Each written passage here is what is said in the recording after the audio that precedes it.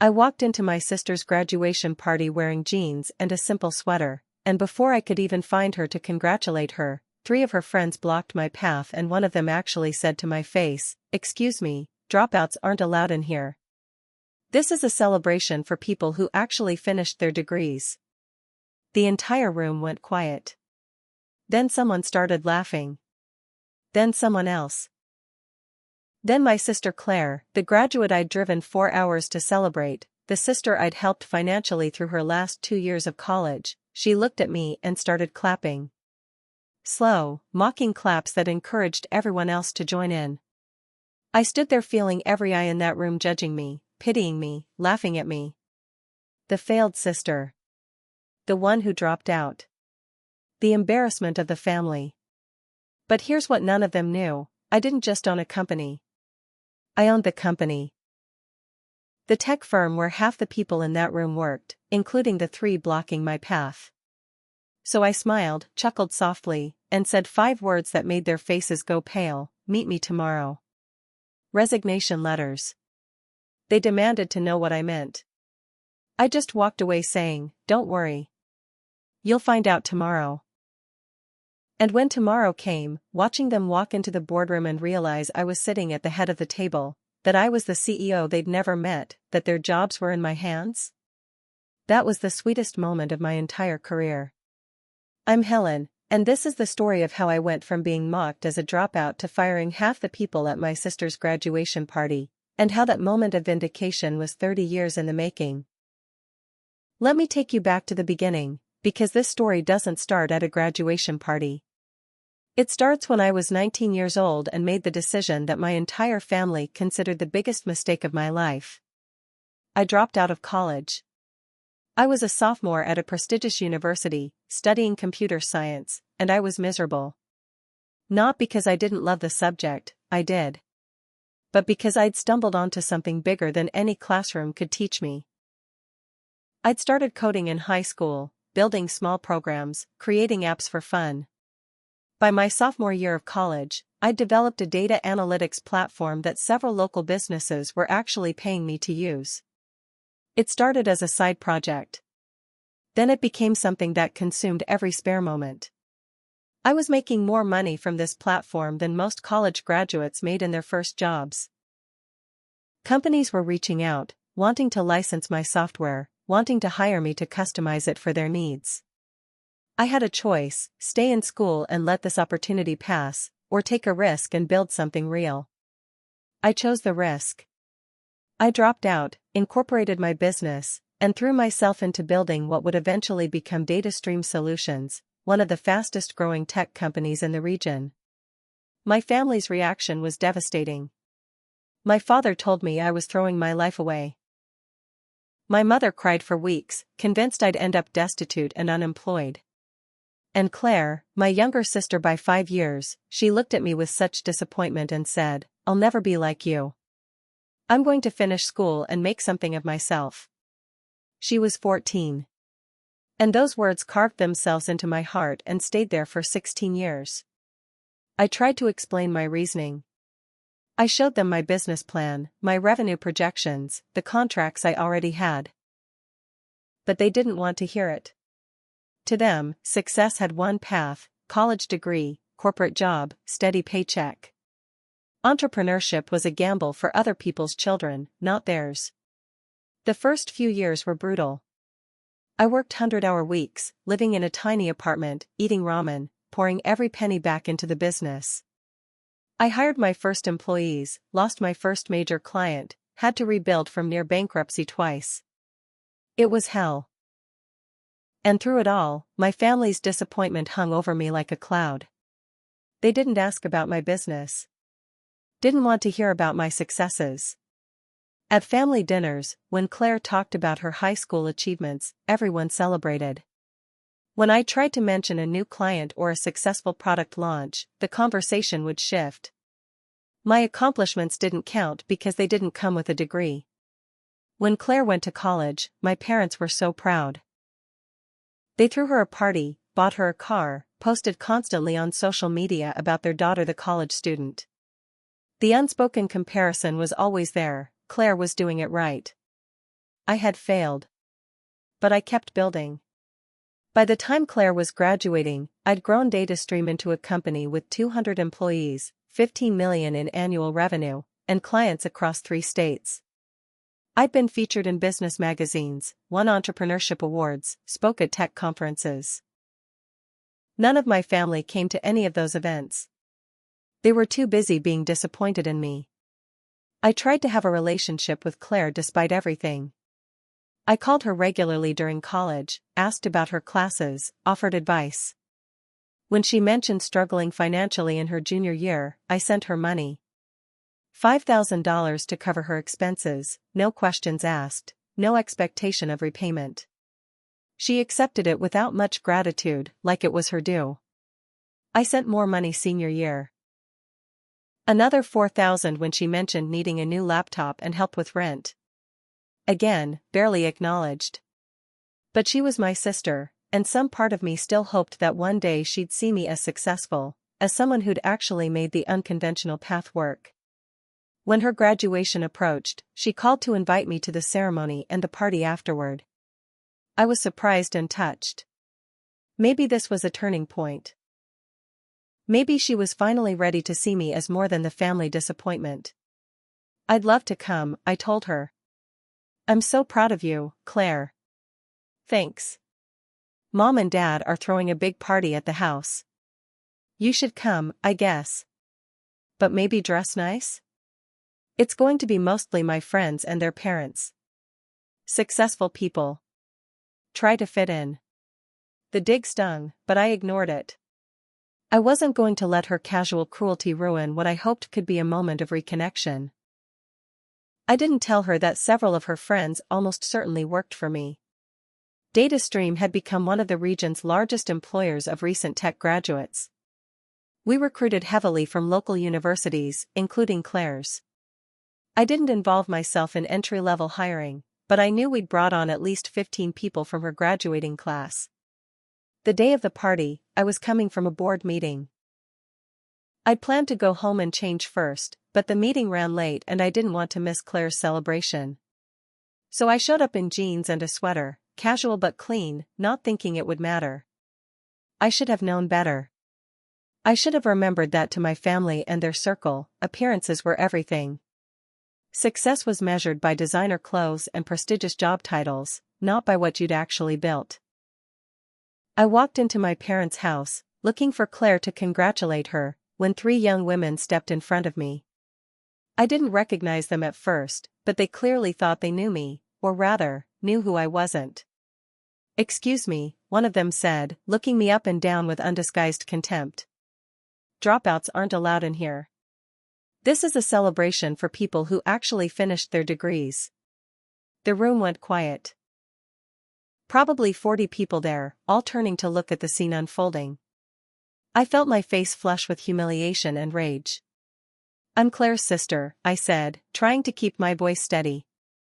"I'm here to celebrate with her." "Oh my God, you're the dropout sister," another one exclaimed. "Claire told us about you. It's so sad. But really, this party is for graduates and their successful families. Maybe you'd be more comfortable somewhere else?" Before I could respond, someone started laughing. Then someone else joined in. Then the laughter spread through the room like poison. And Claire, my sister, the one I'd helped financially, the one I'd supported despite her constant judgment, she looked at me and started clapping. Slow, deliberate, mocking claps. "It's fine," she announced to the room. "She can stay. She can see what real success looks like. Maybe it'll motivate her to finally do something with her life."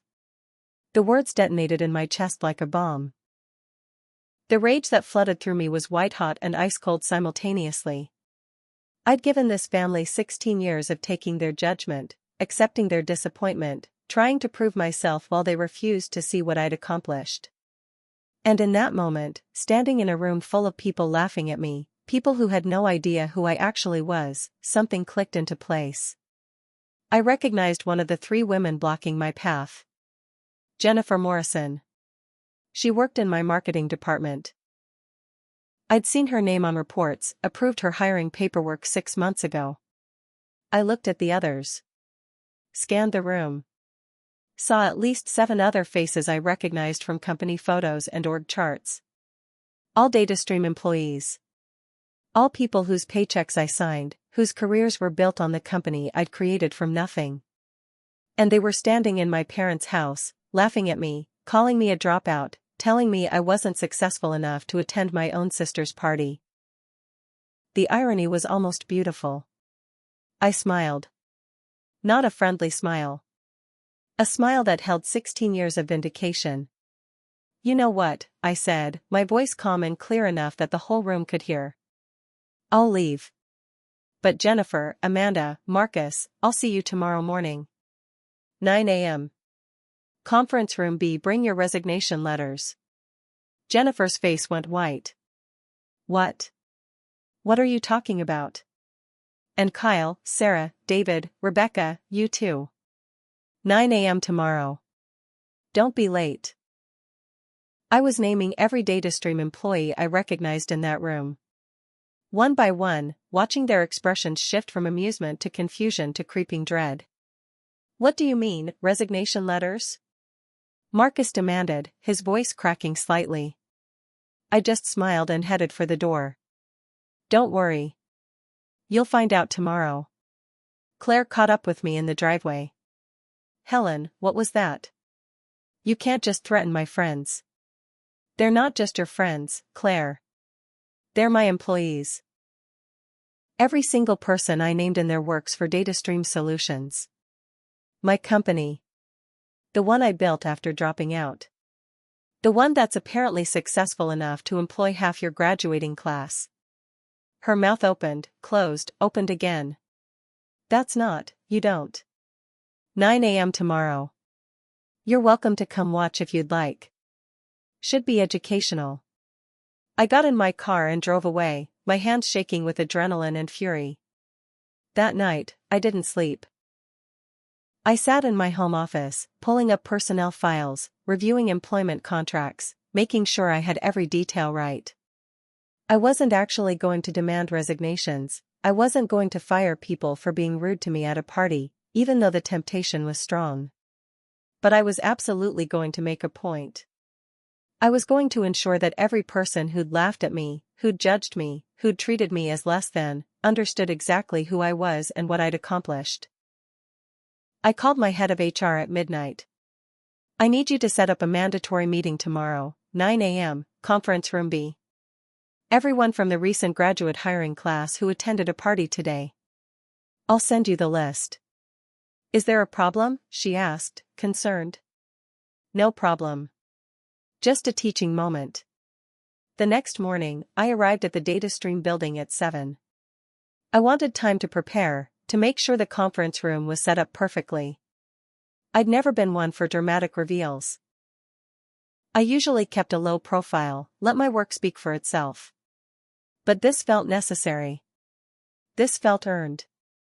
At 8:45, I positioned myself in my office, which had windows overlooking the main entrance. I watched them arrive, these recent graduates, these people who'd mocked me less than 24 hours ago. They looked nervous, confused, clustered in groups whispering to each other. Jennifer was arguing with someone, probably trying to figure out what was happening. Marcus looked pale and worried. Good. At exactly 9 a.m., I walked into conference room B. It was our largest meeting space, with a huge table and my chair positioned at the head, facing the door.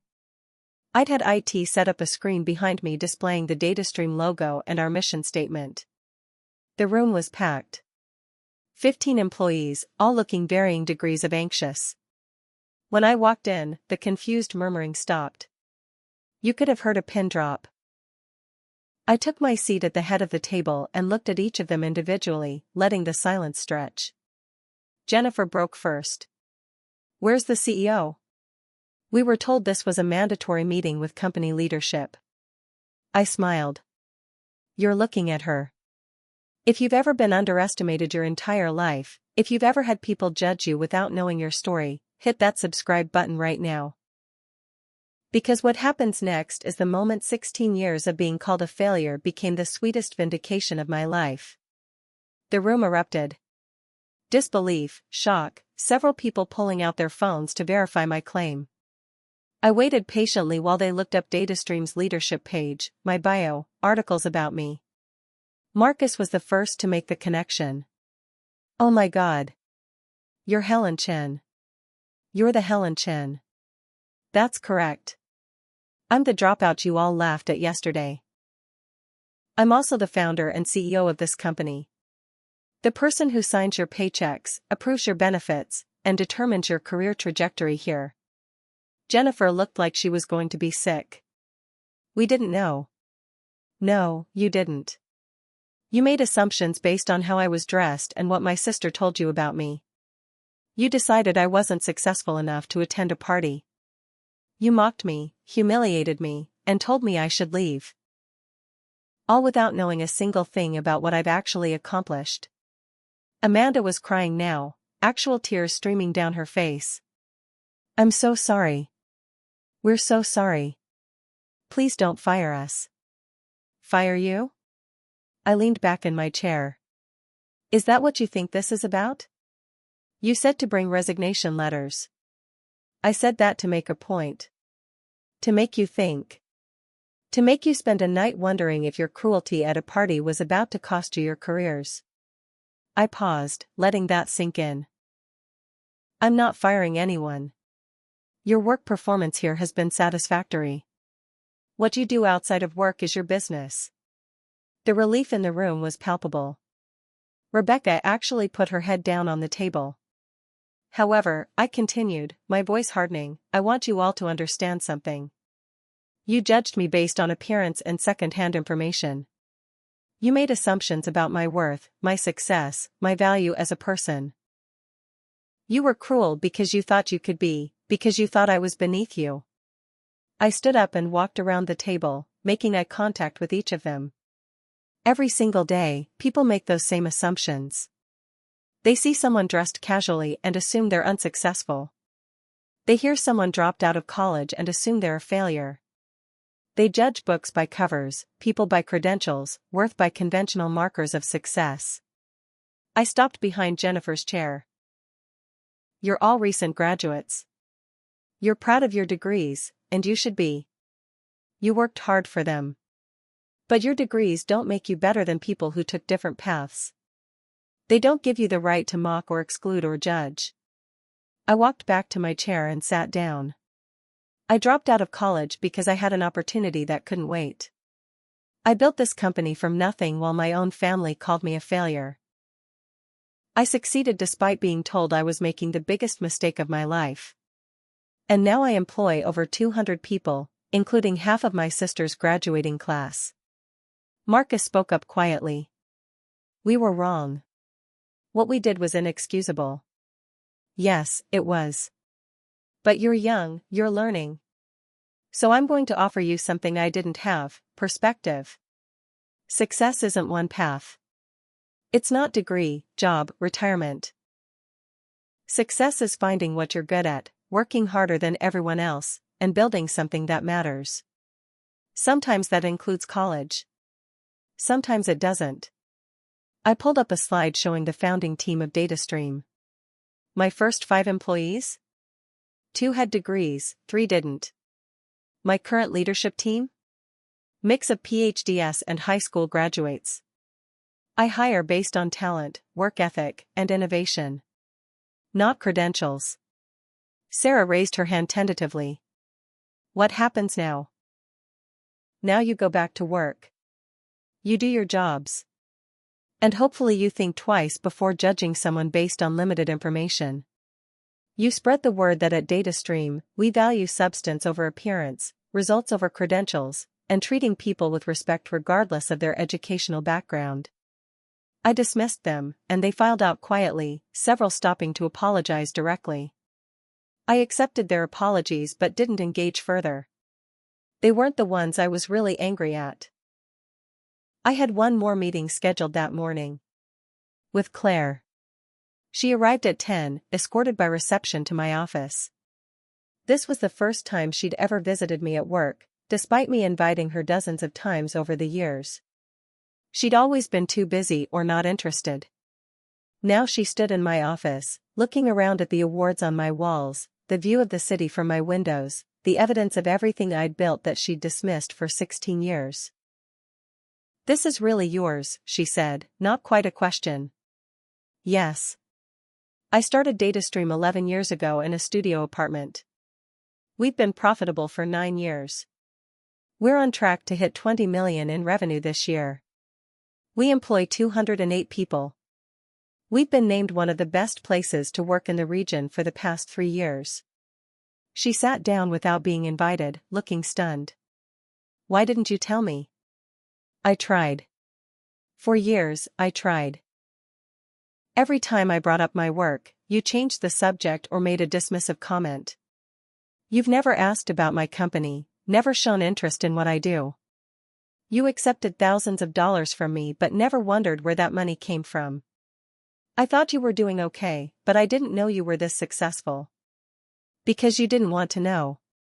It was easier to think of me as the failure, the dropout, the cautionary tale. It made you feel better about your own path." She flinched. "That's not fair." "Fair? Claire, you stood in our parents' house last night and mocked me. You encouraged your friends to humiliate me. You told people I wasn't successful enough to attend your party. You don't get to talk to me about fair." Tears started rolling down her face. "I didn't know." "You didn't know because you never asked. In 16 years, you never once asked me about my work, my life, my success. You just assumed I'd failed because I didn't do things your way. Mom and Dad always said you made a mistake. And you believed them without question.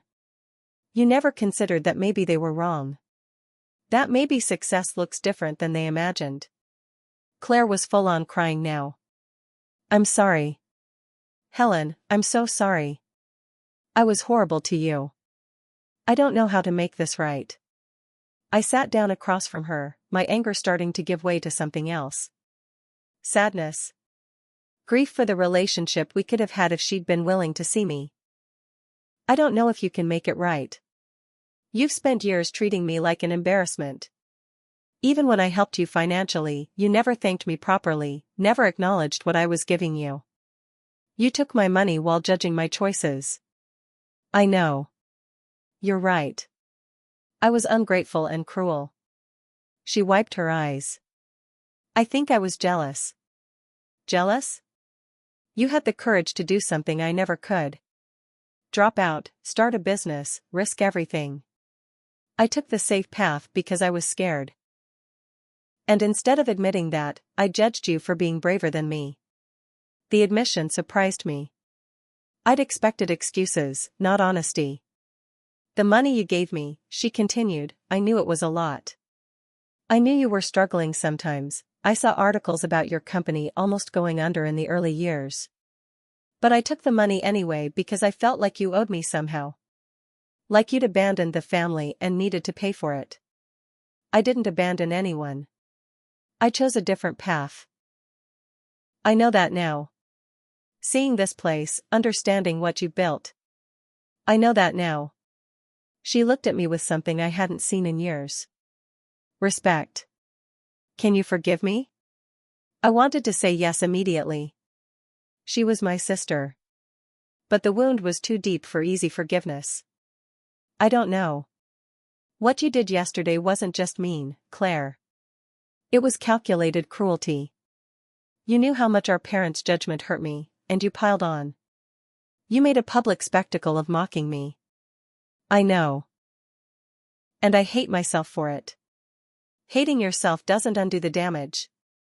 We sat in silence for a long moment. Finally, I spoke again. "If you want to rebuild our relationship, it's going to take work. Real work. You need to actually get to know me, my life, what I've accomplished. You need to stop seeing me through our parents' lens of disappointment." "I will. I promise. Whatever it takes. And you need to understand that I might not be able to fully trust you again. What you did broke something between us." She nodded, accepting that. "I understand. But I want to try. If you'll let me." I thought about it. Thought about 16 years of judgment and the sweet vindication of yesterday's revelation. Thought about whether forgiveness was possible, whether I even wanted it. We can try, I finally said. But it's on my terms, at my pace. And if you ever treat me with that kind of disrespect again, we're done. Permanently. Agreed.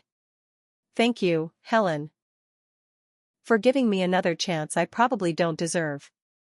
She left, and I sat alone in my office, processing everything. The confrontation with the employees. The conversation with Claire. The years of pain that led to this moment. My phone rang. My father. I almost didn't answer, but curiosity won out. Helen, Claire told me what happened. I had no idea your company was so successful. I tried to tell you. 4 years. I know. We should have listened. Your mother and I. We were wrong about you dropping out. Yes, you were. Can we talk? Come to dinner? We'd like to understand your business better. It was the closest to an apology I'd probably ever get from him. Maybe. I'll think about it. After I hung up, I realized something. I didn't need their validation anymore. I'd spent years craving their approval, wanting them to see my success. But yesterday's confrontation had freed me from that need. I'd proven myself. Not to them, but to myself. I'd built something extraordinary from nothing. I'd succeeded on my own terms, despite their disappointment and doubt. Their approval would be nice, but it was no longer necessary for my sense of accomplishment. The story spread through DataStream quickly. By the end of the week, everyone knew that the CEO had been mocked at a party and had confronted the employees involved. The narrative became legendary, the boss who'd been underestimated showing up to reveal her true identity. Several employees who hadn't been at the party approached me to share their own stories of being judged for unconventional paths. High school dropouts who'd gotten their GED and built impressive careers. People who'd started in entry-level positions and worked their way up. Single parents who'd overcome enormous obstacles. I realized my story had given them permission to own their paths, to be proud of how they'd succeeded despite not following traditional routes. We started a mentorship program at DataStream focused on helping people from non-traditional backgrounds break into tech. We partnered with coding boot camps and community colleges, creating pipelines for talented people who couldn't afford or didn't want 4-year degrees. The company culture shifted. We became known as a place that valued results over credentials, that gave opportunities to people willing to work hard regardless of their educational background. My relationship with Claire improved slowly. She started visiting the office regularly, asking genuine questions about my work, showing real interest.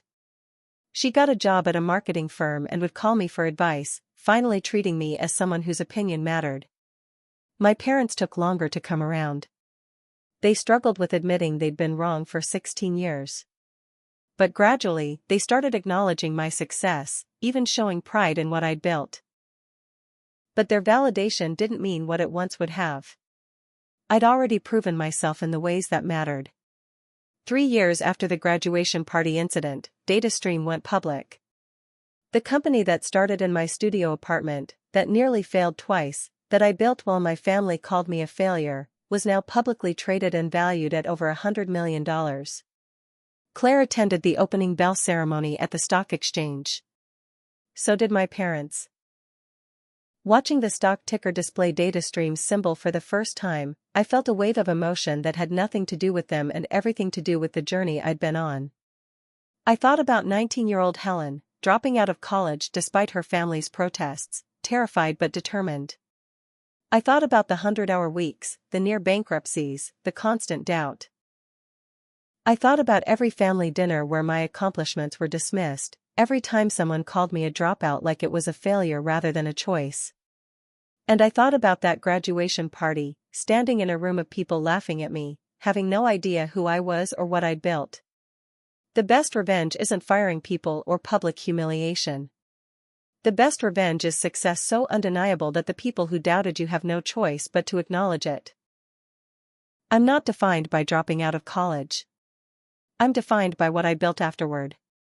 By the company I created, the people I employ, the opportunities I provided. By proving that success isn't one path, and that sometimes the unconventional choice is the right one. My name is Helen. I was mocked as a dropout at my sister's graduation party by people who worked for the company I founded, and I used that moment to teach them, and myself, that judgment based on limited information is always a mistake. The path to success isn't always through a classroom. Sometimes it's through taking risks, working harder than anyone else, and refusing to let other people's limited vision determine your potential.